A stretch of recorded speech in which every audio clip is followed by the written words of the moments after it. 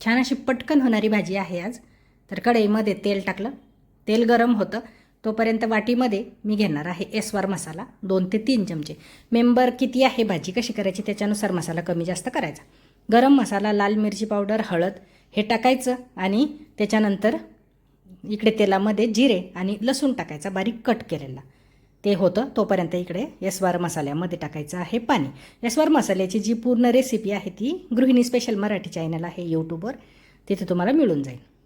तर ते टाकायचं, चांगलं होऊ द्यायचं तेलामध्ये तो मसाला. आणि आता टाकायचं आहे पाणी. तर आता दिसताना खूप कमी दिसतं हे, पण जेव्हा पाणी टाकल्यानंतर शिजल्यानंतर खूप घट्टपणा येऊन जातो त्या एस्वाराला. एस्वार मसाल्यालाच काही भागामध्ये येसूर मसालासुद्धा म्हणतात. आता एका वाटीमध्ये प्लेटीमध्ये बेसन पीठ घेतलं, त्याच्यामध्ये हळद, लाल मिरची पावडर, मीठ हे टाकलं आणि मीठ आपलं वर टाकायचं बाकी होतं तर तिकडे पण टाकून घेतलं. इकडे हे बेसनमध्ये थोडंसं पाणी टाकलं. खूप पातळ पण करायचं नाही आणि खूप घट्ट पण ठेवायचं नाही. जास्त जर घट्ट ठेवलं तर ते जे गोळे आहे ते आतून शिजत नाही. याला आमच्या इकडे चुनगोळ्याची भाजी म्हणतात. बऱ्याच भागामध्ये वेगवेगळे नावं आहे, तर तुमच्याकडे काय नाव आहे याचं तर हे मला कमेंटमध्ये सांगा.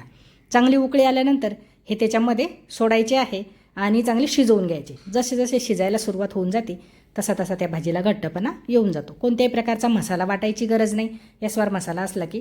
आणि चवीला पण अतिशय छान अशी ही भाजी लागते आणि पटकन पण होते.